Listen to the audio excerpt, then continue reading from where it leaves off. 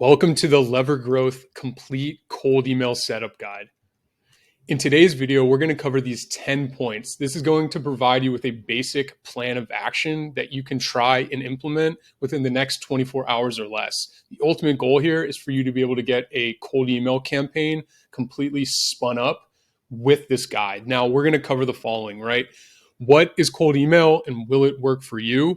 How to send 1,000 cold emails per day to acquire 1 to 4 clients per month, the complete deliverability overview and infrastructure setup instructions, sending software, automated lead notification, and how to set up your first campaign, how to identify and build a targeted list of your ideal customer, maximizing cold email deliverability to stay in the primary inbox and out of spam, how to write cold email scripts that convert into meetings and how many to send, how to get your cold emails to perform better, interested response handling, and the basics of cold email follow-up. And then a bonus at the end, I'll give you a cold email script that actually won, and then an additional 7 winning cold email frameworks that have helped book over 500 calls. So who am I? I'm Isaac. I'm the founder of Lever Growth. We're a performance-based cold email agency. We specialize in managing high-performing campaigns for agencies, B2B businesses, and software-enabled businesses. Now, just to give you more context into some of our results, because I know that that's the most important thing is, can you actually get results? We've battle tested and honed our protocol since June of 22 to generate actual results for our own business and our clients. We've tested all of these strategies internally before we roll them out to our clients, but we prove them out just to make sure that we know that they work. It takes a lot of iteration, but I've distilled all of our lessons learned into this video. Now, here's a couple high-level wins from our clients. We helped one of our full-service marketing agencies add a 240K ARR client. We also added predictability to their sales pipeline, generating consistent leads through cold email. We've helped CRO agency add 5 high-quality clients and 5 monthly sales appointments over a period of 10 months. We've helped B2B SEO and link building agency acquire a client and book 15 sales calls in just 1 month.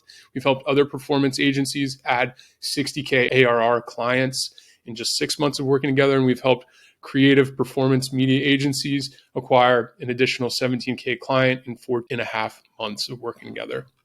Now, I have some testimonials here. If you have the doc, click into that. Feel free to watch those interviews. But here are a couple other screenshots of discussions with our clients just to let you know what people have to say about us, and that I'm not full of it.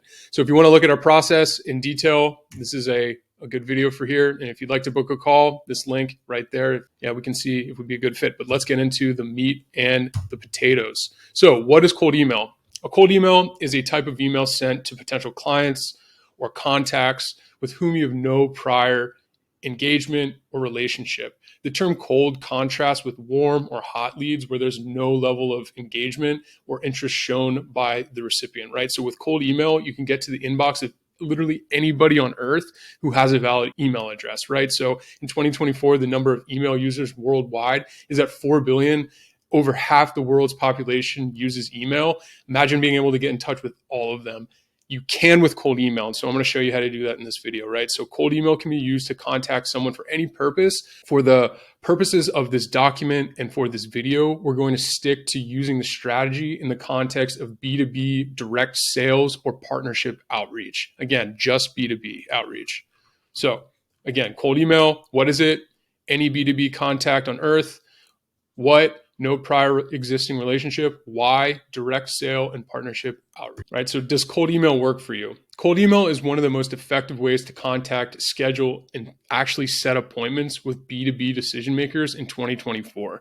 Any savvy business owner understands the benefit of having a system to generate consistent and qualified pipeline that can predictably add new customers. Cold email is a channel that does exactly that. But I'm sure you're thinking, does it even work for me? I hear that question all the time. Many B2B owners that I speak with and agency owners that I speak with think that cold email doesn't work for them. They're used to closing with referrals mainly or word of mouth at very high closing rates and expect the exact same thing for cold email. The fact of the matter is cold email can work for you. You just have to do a handful of things right. You need the fundamentals in place. You need to be willing to test and iterate and basically in perpetuity, but especially for the first 60 to 90 days, and then use that data to inform your decision making going forward. So if you're not getting results with cold email, you're probably getting stuck on one or multiple of the 9 main pillars of cold email.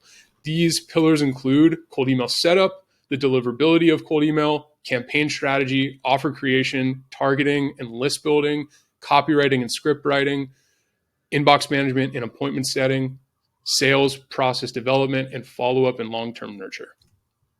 So this document, again, we're talking about the cold email setup complete overview here. So we're going to cover exactly how to do that. This document should answer every single question you have with respect to the setup.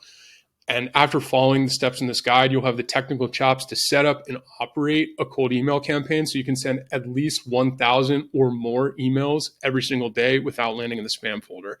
Now, again, this is the full setup guide that we've used to send over 1.6 million cold emails over the last 10 months alone. Now, to get started setting up your cold email campaigns, you'll need software for your domains, email inboxes for cold email sending, and list building. Now, here is just a basic minimum viable setup for you to get started, right? So Pork Bun is a software we use for domains. Inboxes on Microsoft 365. We use Smart Lead for cold email campaign, sending and analysis. And then for list building, you can use a tool like listkit.io. Now that you have a high level sense for the tech setup, we'll walk through each step-by-step configuration to actually get you started. Here's a graphic of that cold email setup, as you can see. And these are the high expected outcomes at the end of the day. So buying your domains and your emails. So secondary domains and why you need them. So the truth of cold email is that you're sending messages to people who've never heard from you before. Because of this, it's inevitable that some are going to mark it as spam, right? So secondary domains are used to divide the email sending load, improve your deliverability, protect your primary domain's reputation, and prevent your primary domain from getting blacklisted. So the ultimate purpose of secondary domains is to protect your home domain from landing in spam as well. If a specific domain is consistently marked as spam, then it's going to burn and all future messages will end up in the spam folder and consequently will not get read by your prospect. Buy secondary domains to prevent this. Secondary domains are lookalike domains that we ultimately forward to your home domain. So for example, if your home domain is Microsoft.com, we'll buy secondary domains like buymicrosoft.com, getmicrosoft.com, or trymicrosoft.com. Here's an example of our cold email sending setup below. Feel free to use any prefix or suffix to your main domain, but you don't need to overthink it. You'll redirect this secondary domain to your home domain, so even a skeptical prospect who engages with your cold email will end up in the right spot. Now, how do you actually send 1,000 cold emails per day? So to send at scale, again, you're going to need to buy multiple secondary sending domains. And so to determine how many you need to decide how many emails you want to send per day. So for this example, let's use 1,000. We'll want to consider the following constraints. So assume you have capacity to send 25 emails per day per inbox. You have 2 sending inboxes per domain. Sending 50 emails per day per domain, you'll ultimately want 20 domains. Now, 1,000 daily total emails divided by 50 emails per day equals 20 domains, right? So you can use this math to scale up or down accordingly. So if you want to get 10,000 daily emails divided by 50 emails per day, that means you need to have 200 domains. So you get the picture, right? So this is a graphic showing you exactly how to do that. 1,000 divided by 25 per inbox, it's 40 inboxes. 40 inbox divided by 2 per domain, that's 20 domains. 20 domains required to get to 1,000 emails per day, just to summarize. All right, so additional domain guidelines. Only use .com domains. Do not use .co, do not use .info, do not use .xyz, just use .com. Your domain should be related to your main domain or service. Do not use something that's completely irrelevant. Only use letters in your domain. That means don't use numbers or special characters. Don't use spammy words or buzzwords in there. Shorter is typically better than longer. And then also just make sure you're using a prefix or a suffix to your main domain. So going back to the math of sending 1,000 cold emails per day. Like, how does that translate into actual clients acquired? Because that's what we all want here, right? At the end of the day, we don't just want meetings with people. We want meetings with people that are actually going to close and drive revenue. So how do we do that? Let's break down the math. Assume there's 20 business days in a month. If you send 1,000 emails per day across 20 domains, you'll be able to send 20,000 emails per month. So if you're sending a campaign across 3 steps, that means you have capacity to reach out to 6.7 thousand net new prospects per month. So if you can book one new sales call for every 1,000 prospects contacted, then you can assume that you're able to book at a rate of 6.7 meetings per month. So let's say you can close 1 out of every 5 sales calls, or a 20% close rate. This means that you should be closing at least 1 new client per month. Technically, that's 1.2, but let's round down for easier math. If you want to close 4-ish new clients per month, or 1 per week, then you're going to need 80 domains or capacity to send 4,000 emails per day. So this is really a benchmark. If you're newer to closing cold traffic, if you're experienced, your metrics are going to look better. In addition to, as you run your campaigns and you start to work your lead to meeting ratio down, your closing rate ultimately should go up, and you'll be booking and closing more deals, right? So again, this is a graphic of that math again. And so let's now talk cold email infrastructure. So you want to diversify your sending volume across multiple domains and sending inboxes to maintain high deliverability. Now, this is essential to your campaign success. I can't stress this enough. Like, if you don't set up your infrastructure properly, your cold email campaign will be dead in the water before you even send your email. This is because you need to have the backend tech set up to ensure you're able to get in the inbox. So there are a few technical setup steps that you actually need to do to get your infrastructure ready to go, right? So the first is purchase secondary domains. Then you're going to redirect those domains. Then you'll need to create a Microsoft admin panel, of which will add your DNS records, which are your MX, your CNAME, your TXT records. We're going to add DKIM, DMARC, and then we'll create your email accounts. Now, I'm going to show you the exact step-by-step process to actually do this. So first step. So you'll buy those domains from websites like Porkbun, Cloudflare, GoDaddy. Keep in mind, again, buy only .com domains. They shouldn't have a number or hyphen, and you should not buy from a place like Namecheap. Once you bought them, now you want to redirect your secondary domain to your home domain. So setting up a 301 redirect is essential because it ensures your prospects are directed to the right website, right? So you can think of a 301 like a mail forwarder. 301 is an HTTP status code sent by a web server to a browser. So a 301 signals a permanent redirect from one URL to another and passes all ranking power from the old URL to the new URL, meaning all users that request an old URL will be automatically sent to a new URL. So in this case, the old URL that we're referring to is the secondary domain. So this will actually help increase your SEO rankings. So it'd be a waste of time of resources if you send a prospect a cold email from an email address that leads to the wrong place. This is why you set up redirect. So how to redirect your secondary domains, and this is specifically to Porkbun. So first, you want to, after you've bought them, you'll select details in Porkbun like this. Then you'll edit URL forwarding to forward your secondary domain to your home domain, like right here. Once you've enabled your settings, should show URL forwarding as configured like this. And then you want to test your redirect by opening your web browser and entering your second domain. You should automatically be redirected to your home domain. All right, we want to use Microsoft 365 inboxes to send cold email. The reason why that you do this is because it's easy to use, and Microsoft inboxes have the highest levels of deliverability relative to anything else on the market.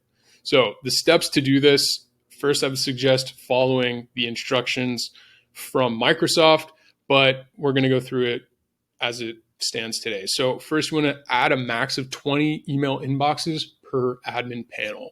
So if you have more than 20, you'll just set up an additional admin panel. This is going to further distribute your sending domains, which protects your sending volume should one of your admin panels get shut down or flagged, right? So steps to configure your admin panel. You want to buy the basic plan, enter your company's details, and proceed. From there, just sign in. You want to add payment, and you want to wait for the confirmation details. And then once you've confirmed payment, you want to access your admin panel, add new users, update your account, and make any necessary changes to your sending inboxes. So now let's talk about your DNS records, because this is essential for setting up the infrastructure. So DNS means domain name system records. These are going to be email authentication methods. So you can think of these as the phone book of the internet. So humans access information online through domain names like the NewYorkTimes.com or ESPN.com. Web browsers interact with Internet Protocol or IP addresses. DNS translates domain names to IP addresses so browsers can load internet resources. So the main DNS records that you need to configure include your MX or your mail exchange record, your SPF or your sender policy framework record, your DKIM or your domain keys identified mail record, your DMARC or domain-based message authentication reporting and conformance record. It's a mouthful. First, I'll explain each of these in the following slides. Then I'll show you how to set them up. All right, so your MX record, its purpose specifies the mail servers are responsible for receiving emails on behalf of the domain.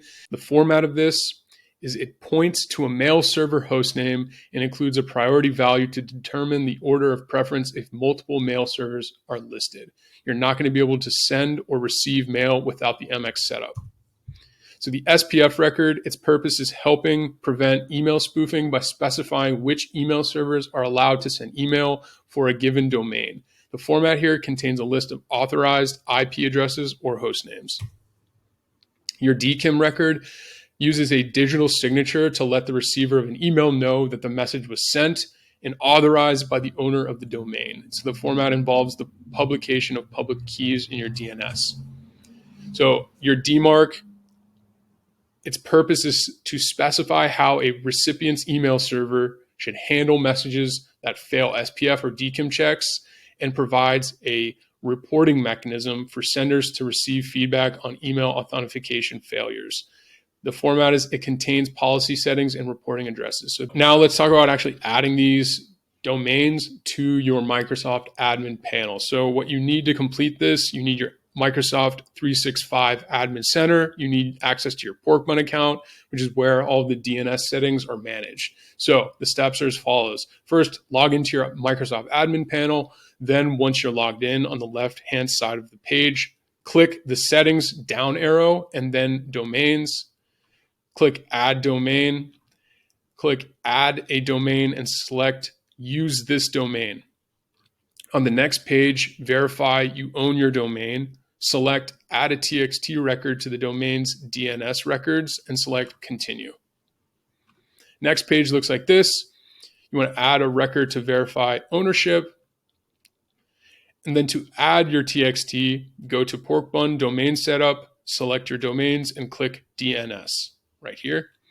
Then copy the TXT value back on the Microsoft admin page. Verify a record to verify ownership. Then paste into Porkbun and add the TTL value. Update the type to TXT-text record and click add. It should look like this. Then back in Microsoft admin panel, select verify, wait for the changes to propagate, and then it should look like this when it's done. Now we'll talk about adding MX, CNAME, and TXT records. Again, to complete this section, you just need a handful of things. You need your Microsoft Admin Center, and then you also need your Porkbun account. So the steps are as follows. So now you have to add the DNS records, your MX, your CNAME, your TXT, just to make sure the below item, Exchange and Exchange Online Protection, is checked inside the Microsoft Admin panel. Then we're going to add MX, CNAME, and TXT records. So to do this, click on MX records and copy the values for transfer to Porkbun. Then navigate back to Porkbun, select DNS records, and add your MX record. Change type to MX-mail exchange record, copy the value into your answers, and convert 1 hour TTL into 3,600 seconds. Select add. It should look like this. Navigate back to the Microsoft Admin Center, click on CNAME records, and copy the values for transfer to Porkbun. Then navigate back to Porkbun, select DNS records, and add your CNAME record. Change type to CNAME canonical name record, place the host name from Microsoft under host and the points to address under answer. Select add. Then navigate back to the Microsoft Admin Center, click on TXT records and copy the values for transfer to pork bun. Then navigate back to pork bun, select DNS records and add your TXT record. Change type to TXT-text record. Paste the TXT value from Microsoft under host, select add. Then back on the Microsoft panel, you want to proceed and select continue. It should take about 2 hours to fully propagate.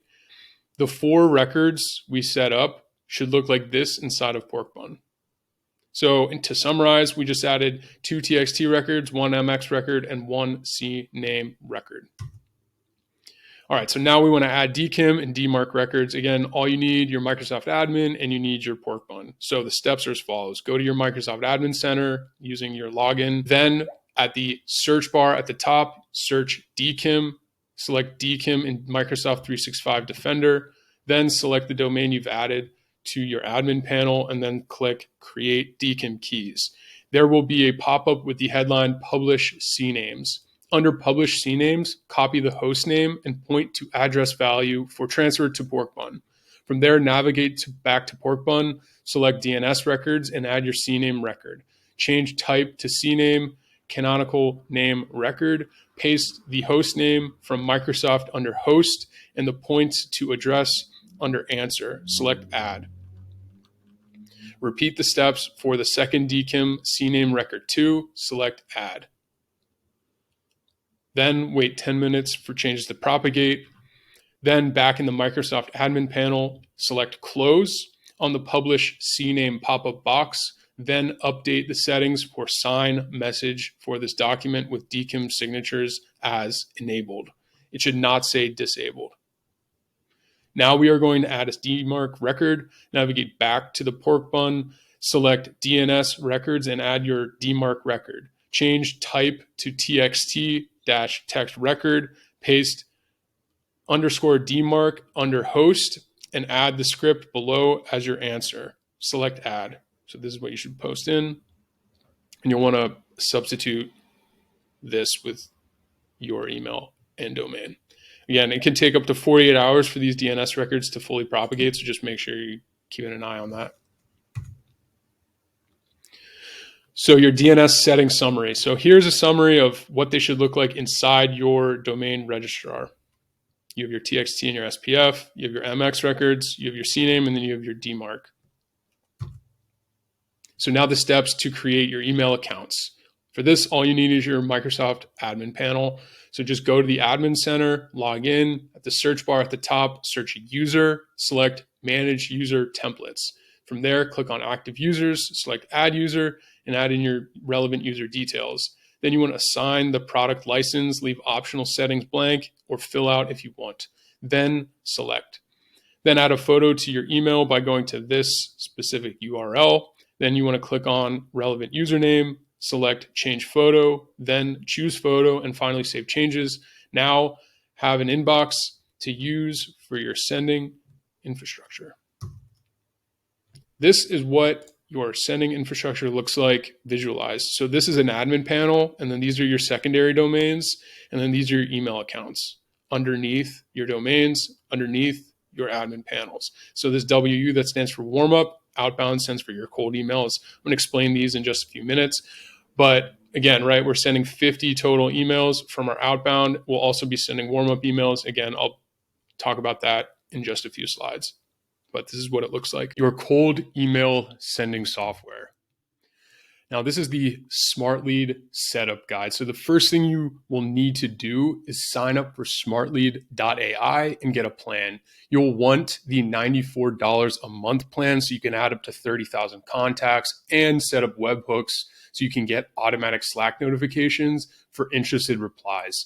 Now, this is the best-in-class email sending software. They have great customer support. They even have a customer-focused Slack channel that is regularly monitored by their founder. So now that you have your Smart Lead account set up, then you'll want to add your email accounts into the platform. There's an SOP directly from Smart Lead that will show you how to attach your Microsoft inboxes. You can find it on their support. This is a YouTube video, and you can find it on YouTube, or if you have this document, you're able to just click in there as well.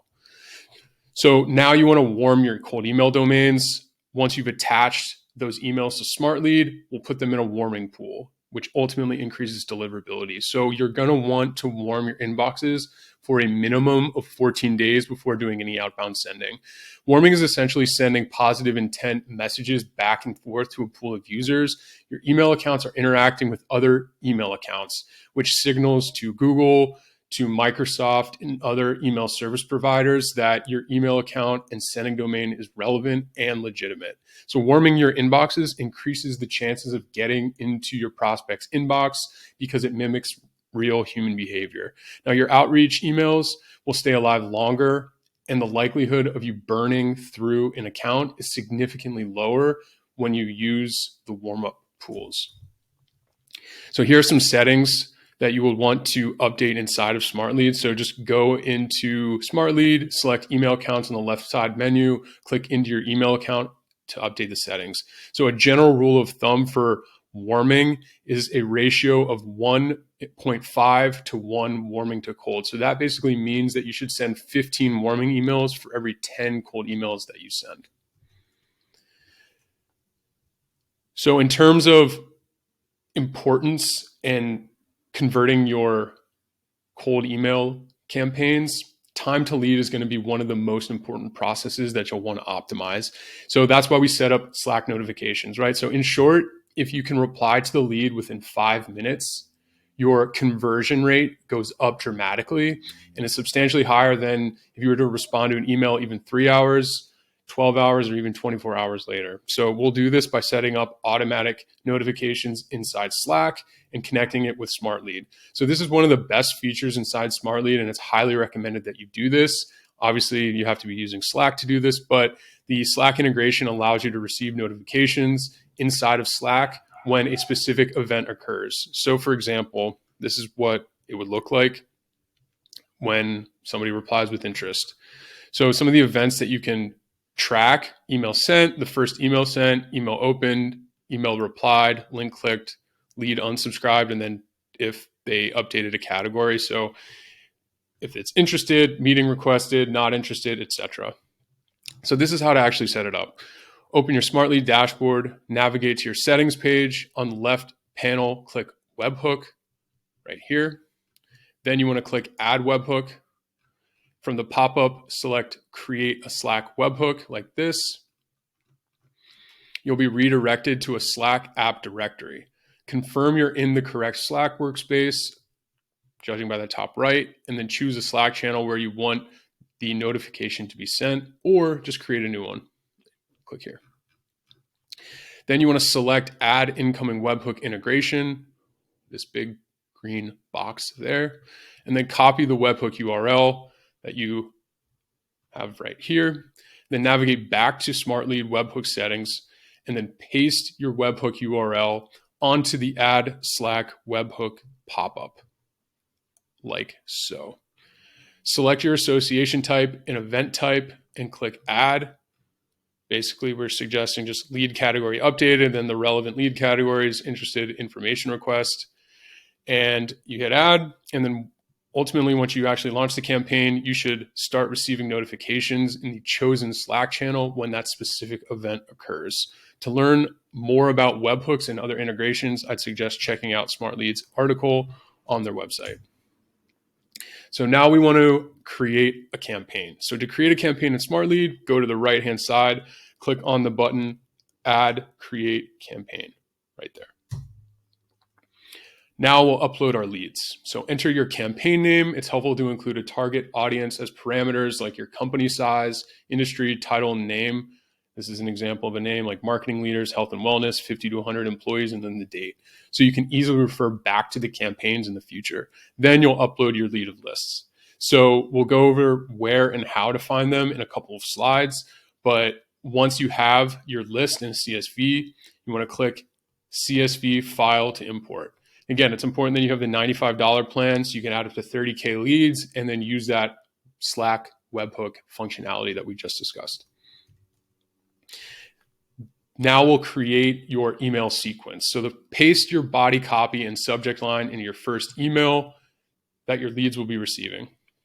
To add a step in your cold email sequence, click on Add Step. You can also adjust the time delay between the steps. Then select how many days Smart Lead should wait before sending step 2. We recommend a max of 4 steps for most cold email campaigns. You can even add different variants by clicking this. So that's basically testing multiple angles in that first email. So for example, if there's 4 people on your list, one person will get email 1A, one person will get email 1B, one person will get email 1C, and one person will get email 1D, so on and so forth. And this is the time delay. So now you want to attach your sending accounts to your campaign and select your sending schedule. So in the setup tab of the campaign setup wizard, you can adjust the days of the week, time period between the sequences, time zone, and number of new leads reached out to per day. We recommend just a standard Monday, Friday, 9 to 5 settings to maintain alignment with just the standard US workday. Time period between sequences should be 10 minutes minimum to mimic the pace of humans actually sending outbound emails. So you can increase this number as well, but keep in mind that you want to send at least 25 messages per day per inbox. So 20 minutes will likely be the max time delay in between your messages. So then you'll preview your campaign, proceed to final review, reviewing your campaign to make sure that you've set everything up properly. Your copy looks good, and then send yourself a test email to double check. So it'll fill in the merge fields and all that good stuff. Next, launch your campaign. We'll just turn it on. Again, Monday through Friday, 9 to 5. If you turn it on and it doesn't send, check the time in the day. Most likely, if you're not in that sending window, there's not going to be any messages that have sent. And so you should wait until those time elapses. And at that point, make sure that your email campaign is going out. So you can turn it off at any time with just one click. All right, so a few setup notes in summary of the whole process. So just make sure to turn off open tracking. It's going to hurt your deliverability. Ultimately, it's a vanity metric and should not be used to understand the effectiveness of your campaign. What you really want to look at is your reply rates and your interested reply rates, because those are KPIs that you'll be tracking on a regular basis. So again, wait 14 days for your domains to warm up. Only send plain text emails. If they're going to reply, then you'll be a trusted sender. And then you can send images, links, GIFs, whatever you want. But in that first few touches, only send plain text. Also, make sure to use spin tags to create multiple variations of your email to prevent being flagged as a spammer. And then always include an unsubscribe message after your email signature to give the prospect an opportunity to opt out for all future email. So you can just maintain CAN spam compliance. So again, here's some notes. Building your list. So first thing we'll do here is define your ideal customer profile. This is referred to as an ICP. So your ideal customer profile is the definition of perfect customer for your business. So in other words, this is the type of customer you know you can always deliver for. They're super easy to work with. They have a high lifetime value. They churn at a very low rate, and there's a substantially large addressable market. You can have multiple best fit ICPs, but you'll want to stick to one for a single campaign. So again, great results, high LTV, low churn, big total addressable market. Why defining your ICP is important. So your ICP is really your North Star for targeting and helps disqualify prospects early in the sales process so you don't waste time on bad fits. And so you can focus your resources on higher quality leads. So to write compelling messaging, communicating your offer, speaking directly to your target audience, you'll first need to find that audience and who you're speaking to, right? So message market fit, it's the process of finding the right messaging that effectively resonates with your target audience. So in order to speak directly to the audience, you need to know who they are. So you are able to understand your audience by defining your ICP, right? So this is 2 scenarios. If you don't have an ICP, you're going to be sending irrelevant messages and they're going to be marked as spam. If you've defined your ICP and your targeting is right, then they're going to think, wow, this email was written specifically for me, increasing your likelihood of them replying. So how to actually define your ICP. So the steps are pretty simple. First, you'll just build a list of every customer you've ever worked with. This is effectively going to be your total addressable market. So then you want to exclude any bad fit customers for this list. In other words, who are the customers you've generated minimal results for? They've been hard to work with, have low overall value, have high churn, and have a small addressable market, basically the opposite of the best fit clients. So you have a set of criteria for companies that are just a bad fit. Then identify your best fit customers. Again, right? Who are the easiest to work with? They have a high LTV, low churn, big addressable market. Build a list of these customers, and that's what you'll use as the base for your filtering and the data tools. So again, this is how you want to think about it. So next, scraping your list. The data provider market is more competitive than ever, and there's more entrants every single month.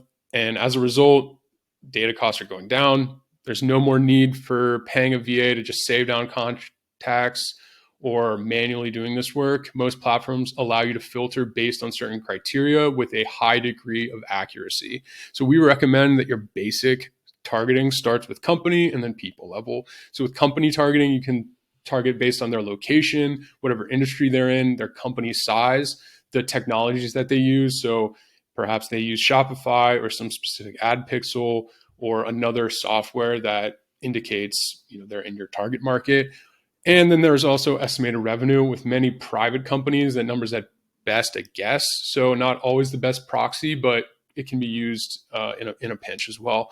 And in terms of people targeting, you want to look for title or their management level, and then obviously their location. If you're targeting people in the US, you don't want to be talking to people in halfway around the world. So you want to play around with the filters and just get a list that perfectly fits that ICP. The above targeting that I just mentioned should get you 90% of the way there.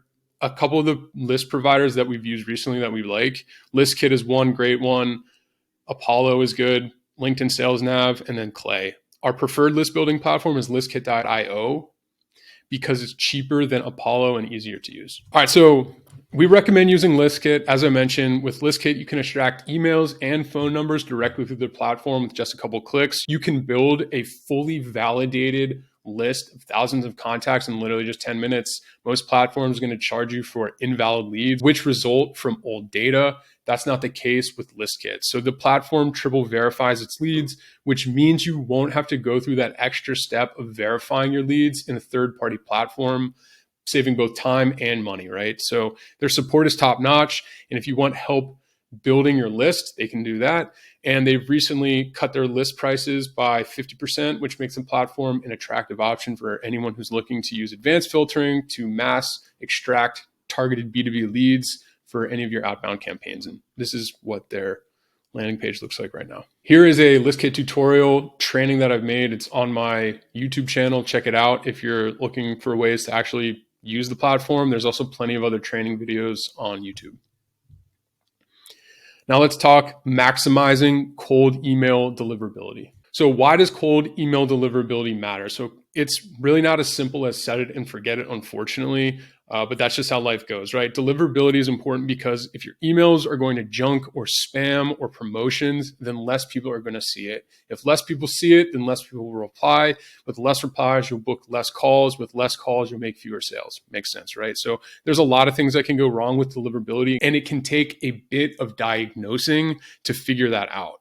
And oftentimes a small change can have a massive impact if you know what to look for, right? So we are sending emails to leads who have not told us that they want to be contacted. And as a result, there's always the chance your email gets marked as spam. Your offer, targeting, copywriting, and infrastructure setup all play an important part in ensuring high deliverability in your cold email campaign. In the next slides, I'm going to share the step-by-step process to maintain high deliverability, how to diagnose deliverability problems, and how to fix them to ensure you're staying in the inbox. And so this should be done as regularly as possible just to maintain high deliverability. And at a minimum, you should do a DNS record checkup monthly. So how to stay out of the spam folder. Here's a checklist of things to consider for you to maintain high deliverability, stay in the inbox and out of junk, right? Domains, inboxes, copywriting, campaign settings. Those are going to be the big things. So domains, let's talk domains. So you have 20 plus domains. Use only .com You have all your domains redirected to your home domain. You have an SPF, a DMARC, and a DKIM setting added to your DNS for every domain, and you verified those DNS settings inside of mxtoolbox.com. For your inboxes and warm up. So you have 2 Microsoft inboxes per domain. You can attach your smart lead. You should attach your inboxes to smart lead for warm up. Make sure you're doing that for 14 days. Each inbox has ramped up to 50 warm up emails per day prior to campaign launch, at which time you want to reduce that number to around 25. Then you want to keep the warm up on at all times and make sure that you're sending no more than 50 emails per day, including warm up. So copywriting. Only send plain text. As I mentioned earlier, do not include images, do not include links, do not use spam words. Keep your email short, concise, like a human, speaking to another human, keep it less than 100 words. I'd suggest A/B testing different subject lines and offers and calls to action, and ultimately use spin tags so no 2 emails are exactly the same. So let's talk sending campaign settings. So verify all emails and ensure that you have a clean list with no bad quality emails. Aim for less than 2% bounce rate. Bounces are really bad for your deliverability. Just try to not have them. 3, turn off open and click tracking. Make sure to add unsubscribe requests to a DNC list or do not contact, and make sure you're updating regularly. Send emails Monday through Friday to mimic regular behavior. And then also, again, add an unsubscribe message at the bottom of your email. Reply to stop to unsubscribe is something that we recommend saying. And then this is really important for compliance. So this is just a summary of the checklist we just described. But again, domains, inboxes, copy, campaign benchmarks. Auditing your cold email deliverability. So even if you've done everything correctly, you send conservative volume, you keep your campaign settings in order, you validate your targeted list, and you have a no-brainer offer, deliverability problems can still arise. So it's uncommon to have major deliverability issues when you do the fundamentals described above, but it's still important to have the skill to diagnose deliverability problems so your campaign performance doesn't tank and drop off a cliff, which ultimately drives up your pipeline. So the guidelines here to audit your cold email deliverability so you can quickly address the problems to make sure you're staying in the inbox. A couple ways to do this. I first look at campaign bounce rate, your reply metrics, website traffic trends, and then your smart lead inbox score. So for campaign bounce rate, so aim for a bounce rate of less than 2% across your campaigns. If your bounce rate is 2 to 4%, there's not a huge cause for concern, but you'll want to keep an eye on that deliverability. Just keep checking in on it. If the bounce rate doesn't improve, you might have a data validation issue. So in this case, you'll want to revalidate your list to confirm you're only sending to valid contacts. Next, if your bounce rate is higher than 4%, pause your campaigns, audit the deliverability, leave your inboxes on warm up, and review the deliverability checklist. Considering your reply metrics. So review those week over week reply numbers. So if the replies are lower this week than they were last week, if that's like 50% or more, you'll want to dig in a little bit deeper. So first, make sure you have an active campaign running and have not completed all net new outreach. It seems obvious, but you aren't reaching out to new contacts, then your reply rates will decline, right? High replies on the first email. So then think if there has been any holidays, like any advertising method, there's going to be periods of high volume, low volume. So you want to account for some level of seasonality. If your replies are very low and they've stayed low for multiple weeks in a row after accounting for holidays and seasonality, then you might have a deliverability issue. You'll want to confirm your DNS settings are properly configured. And I'm going to discuss how to do that in just a moment. Next, we'll talk about website traffic trends. So use a tool like Microsoft Clarity to measure traffic metrics over time. So similar to reply metrics, if your traffic is substantially lower and you're generating traffic with cold email, your main traffic source is cold email, then you'll want to dig deeper. The same steps apply to web traffic analysis as reply analysis.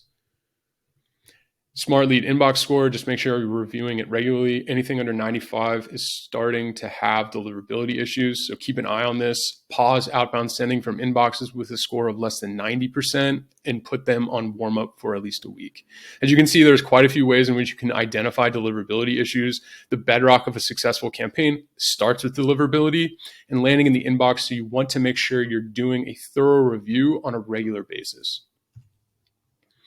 So This is the step-by-step to confirm your DNS settings are correct. So go to mxtoolbox.com/mxlookup.aspx, search your domain name and select mxlookup.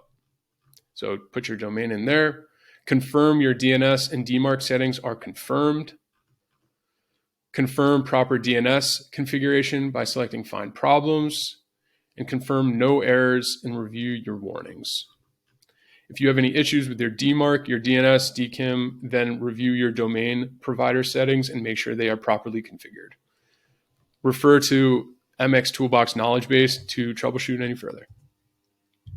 And what to do if your domains are burned. It happens, it's unfortunate, but never fear. If you've done a comprehensive audit, you've confirmed your DNS settings are properly configured, and you're still landing in the spam folder, you're needing to start over with fresh domains and inboxes. It's not ideal, and shouldn't be happening on a regular basis if you're following all these guidelines, but having a contingency plan is always a good idea. So again, just start over, put your inboxes on warm up for 2 weeks, start again. Let's talk scripting your campaign. So in an email, it includes subject line, which means open the email. Many people massively overthink the importance of subject lines. The goal is really to just get the prospect to open the email. So to do that, write in a way that mimics how one would send an email to someone they already know or someone who works inside the same company as them. So use subject lines that are informal, pique curiosity, and are short and to the point. So the tried and true is always quick question, but also feel free to test out other subject lines like intro, first name, your service, question, thoughts, first name. Again, short, to the point, informal, make sure to pique curiosity. So hook means keep reading. Use your hook to grab the prospect's attention by being relevant. So pointing out a pain point the prospect faces or their assumed priority is a really good way to do that. So the goal here is to make the prospect feel understood. And this is what many refer to as mass personalization. So the biggest thing to note here is make sure you sound like you actually understand what they care about, which ultimately ties into your list building and segmentation process. For example, let's compare priority sets of business owners versus business managers, right? So the business owners are going to be more focused on the overall direction, the financial health, and strategic growth of the company, while a middle manager is going to concentrate on executing strategies, managing team performance, and operations. And so both roles are essential to the success of a business, but they operate at different levels and with different scopes. So understanding these priorities are going to be important in allowing you to write directly to that prospect. So the best conversions occur when your prospect feels like the email was written specifically for them. So again, tips here for the hook: keep reading is the goal, make them feel understood and uncover their priorities. So now you want to make an offer. Your offer is the thing you're giving to the prospect. So this can be anything from a done-for-you service, software product, consulting, some kind of a lead magnet. So if your offer is something nobody wants, no amount of persuasion or copywriting or targeted list building is going to make your campaign perform any better. So an attractive offer is one that has an insane amount of social proof, basically guaranteeing its success. So you can also add risk reversals or guarantees, performance-based, which is an implicit guarantee. You can have a risk reduction offer, so giving them something enticing that's super easy to say yes to, low activation energy, free audit, free list. And if it doesn't help you achieve a specific goal, then we'll do something like give you a free gift card, pay you for your time, etc. Key things to note for offers: it's what the prospect gets. Focus on adding a risk reversal or a risk reduction, and it's something your customer actually wants. Next, you want to substantiate your offer with a case study or social proof. So your case study is your social proof and proves to your prospect that you're able to do what you say you do. We recently helped XYZ company achieve a specific result in a time frame with our special mechanism. So the goal here is to provide social proof to make the prospect believe your offer is legitimate. So there's no bigger campaign killer than lack of trust. You need to knock the prospect over the head with social proof. In other words, show that you've been there before and you can do something similar for them.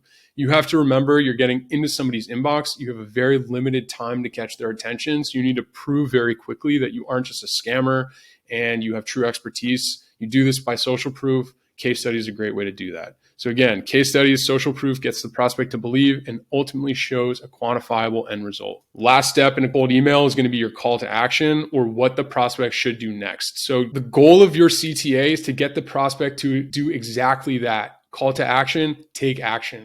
The confused mind takes no action. So you need to be extremely clear about what you want them to do. So you can even go as far as saying, just reply with this word and I'll send over more information.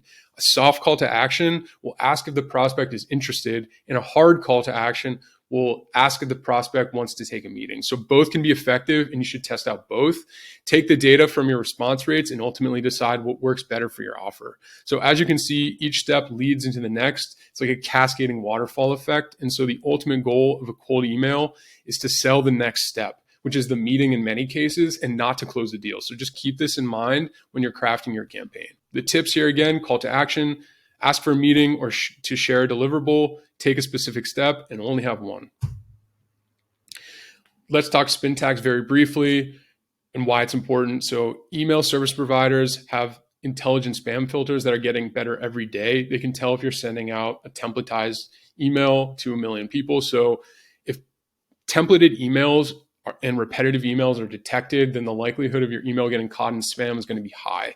So we use spin tags to combat this. So spin tags is spinning syntax, and it increases deliverability by just creating multiple variations of an email. So platforms like SmartLead have this feature built in, which allows for swapping multiple options for different words and phrases across your messages. So you can use spin tags throughout your messaging, but the most basic example is in your greeting and your sign-offs. So in short, just to maintain high deliverability, use spin tags to customize your emails across your campaign, improve your engagement, and improve your sending reputation. So here's an example of what that looks like there, and what that looks like here.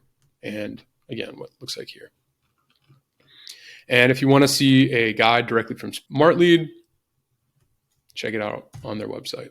All right, so here are some cold email scripting guidelines, just to get a little high level here. So your email should follow the following.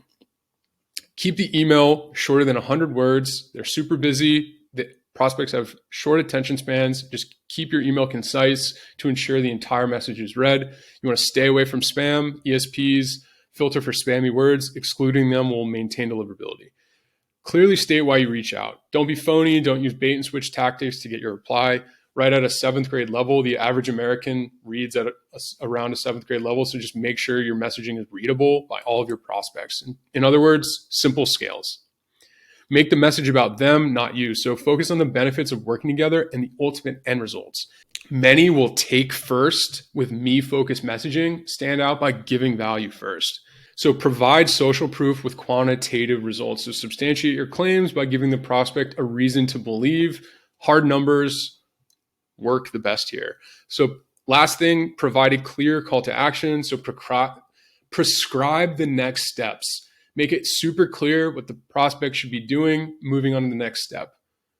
Simple as that. So now let's think about, how do you actually send these campaigns? Like, what's the cadence look like? So we recommend developing a sequence of 3, 4 at max across a 1-month time frame. So the reason you want to do more than 3 or 4 is because if someone hasn't responded to those initial emails, then it's not resonating with them for some reason. This is because it's not a priority right now, or your offer is not enticing enough. So anything after emails 1 through 4 in the initial sequence has a much higher chance of being marked as spam, because it's just irrelevant and annoying at that point. So test 4 to 5 angles for email 1 and 2 to 4 different variations for emails 2 through 4, and use a mix of direct, indirect offers and calls to action. So this graph shows our meeting booking data from September 23 to April 24. And you can see it's widely distributed, but email 1, 2, 3, and 4 have the highest likelihood of getting a response and ultimately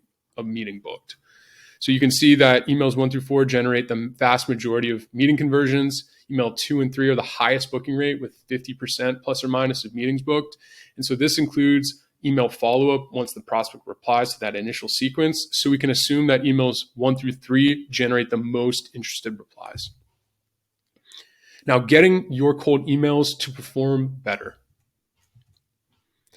How to properly test your campaign. So cold email is like an ongoing science experiment. If you're lucky, you'll be able to nail that first campaign and convert a huge number of prospects. Most will actually need to learn the skill and then test over and over again until they're able to find out what works. So ultimately, your offer is going to be the greatest deciding factor in cold email success. And you can have the best copy, the best targeting in the world, but if the offer is not enticing enough, it's not going to convert. So a proven scientific method is the answer to finding the offer that most resonates with your audience. And here's how to do that systematically, right? So first, we want to ask, what does my prospect really care about in relation to my service? So this should be like very, very painful problem that they're faced with regularly. And honestly, the more often they feel it, the better, right? So if it's multiple times a day, that's going to be most ideal. So if you need inspiration, you can ask your existing customers what they found as the most impactful part of your service or why they bought. You can also do some research by speaking with potential customers or just simply do some ChatGPT research. Now that you have an idea of what our audience cares about, test multiple offer variations speaking directly to those pain points. So create 5 angles or 1 angle per 1,000 prospects and start collecting response data. So after you've sent a minimum of 1,000 emails per angle, analyze the outcomes, look at what angles drove the most replies, interested, replies, and meetings booked. Declare the winners and the losers based on this analysis. Anything that drove high unsubscribe rates or not interested should be scrapped and removed. Iterate your messaging based on the top 2 angles by creating 5 new angles from the first 2 winners, right? Again, it's 1 per every 1,000 prospects in your next campaign. Run that campaign, do the analysis again, and just continue to iterate in that fashion, just in perpetuity. All right, let's talk response handling. So response handling guidelines. You want to capitalize on your prospect's attention by immediately replying to them. If you wait too long, you risk becoming just a distant memory and another email in their inbox. So you want to stay relevant by minimizing your time to lead. This means reaching out to the lead as quickly as possible. Now that you've got an eagle eye on your inbox and you're ready to respond at a moment's notice, it's time to address their question. So think about the last time you had a question about something and you wanted to buy, and the customer support just avoided answering the question. That's super annoying, right? So it is 100% required every single time to address your prospect's question. If you skirt their question or you don't answer it directly, they're not going to trust you. Your conversion window is going to close. So next step here is, now that we've addressed their question, we want to push them to a call. So make it super, super simple and easy for them to commit to a meeting by providing at least 2 days of availability, just to reduce the prospect's decision-making load. So once they respond with an available time, just book them in. I wouldn't suggest just sending a Calendly link. This is super lazy behavior, ultimately should be avoided. So make it as easy as possible for the prospect to say yes. So once the prospect responds with an available time, next step is book them in. Don't just send a Calendly link. This is lazy behavior. It should absolutely be avoided. Just make it as simple and as easy as possible for the prospect to say yes. So that's the focus here. You want to capitalize on their attention, address their question, push their prospect into a meeting, and do that by providing at least 2 time slots. Now, how to actually reply to leads. So when a prospect replies, there's a couple key rules to follow. Again, make it easy to say yes, reply as fast as possible. That's under 5 minutes ideally. Address their question, include 1 specific call to action. Something we suggest and recommend all of our clients, we do it internally, is creating a response handling blueprint. So prospects typically want to know about your process. In other words, like, how do you work? They want to know your case study. So in other words, like, do you actually have relevant results? And have you helped companies that look like them? And then pricing. So in other words, like, how much do you charge? So prospects are going to ask the same few questions in a lot of different ways, but are generally looking to get that same answer. So we recommend you create an ongoing library of common lead responses, and that can be broken down by response types so you can respond to these requests at scale and with accuracy. So write down a response, save it down, and then when the next time you get that question, you can use similar copy, and ultimately that will, save a lot of time. So again, next time a prospect asks a question, you'll have a templatized response that has already been validated. So no need to reinvent the wheel every single time a prospect asks a question, right? So this is a huge lever you can pull in your inbox management process. And it goes a really long way to engage with interested leads. So again, typical prospect responses include process, pricing, case studies. So in terms of follow-up protocol, if the prospect does not book in immediately, that's okay. We want to keep following up, adding value, and just staying front of mind until that time is right. So remember, business leaders are busy and they have a million competing priorities. Only 3% are in a buying cycle like today and right this moment. So that just means you need to follow up. Don't be afraid, because it's an absolute necessity in order to maintain attention and to convert in a crowded inbox, right? Your service provides real value, so you should stand behind that and not feel bad about continuing to follow up. So in general, effective follow-up is a mix of art and science. And so when a prospect responds to your cold email with positive intent, meaning they're interested or they want more information, then expect to follow up in perpetuity until they convert or say no. So once you get an interested reply, follow up 4 to 5 times over the next month. If there's still no response at that point, then you want to space those follow-ups over a longer time frame, typically 2 weeks to a month. So for example, like a prospect replies, first you want to respond to their question, push them to a meeting with a call to action like we've discussed. Then you want to just nudge them along with follow-up over time, right? So here's a workflow that you can do. Immediately reply. If they don't reply, nudge them 2 days later. If they haven't booked in, then you want to send them a case study 3 days later. If they haven't booked in, send a ask for a referral, and then continue to add value add follow-up from there on out every single month. So intent-based follow-up. A quick caveat around that, it's super important to balance follow-up with intent. So really what this means is that, again, once a prospect replies, they're now a prospect that you want to engage with over time. Until you get an answer, that means a yes or a no. So it's recommended to continuously follow up with them if you haven't heard back. That being said, though, if they haven't responded to your email at all, the initial 3 to 4 touches in that initial outreach, your offer is probably not a priority for them right now. And following up is not going to solve that problem. So the guidance around this is only follow up in perpetuity if the prospect has raised their hand with positive intent. All right, so that's really the training for the most part. And now you know how to set up a cold email system from A to Z. And if you are looking help get this set up for you, we have an offer right now. We can do this for you for $2,500 USD. So this includes absolutely everything you can think of for cold email. You get the entire system that we just discussed. So that can help you get 1 to 4 new clients per month. So what does that get you? We'll buy 30 domains, 30 email addresses. We'll set up all your DNS records. We'll add your emails to SmartLead. We'll warm them up in SmartLead. We'll build and export your list from listkit.io. We'll write at least 5 versions of cold email scripts for you. We'll set up the Slack notifications for all your responses, and then we'll even manage it for 1 month. So if you want to see if you're a good fit for that, just go to this Calendly link here, fill out the questionnaire, and we can book some time in and see if you'd be a good fit to work together. So now let's talk about bonuses. So this is a cold email script that actually converted into meetings. So for example, hey, Pete, noticed you oversee growth at a company. We can help add 5 to 15 sales calls to your calendar each month using a mix of cold email and sales assets. We'll generate interested leads, nurture the leads, book them directly to your team's calendar. All you have to do is run your sales process and close. Open to hearing more about how this would work for your company name. And then you just sign off. This tried and true. This has helped book 30 plus meetings a month.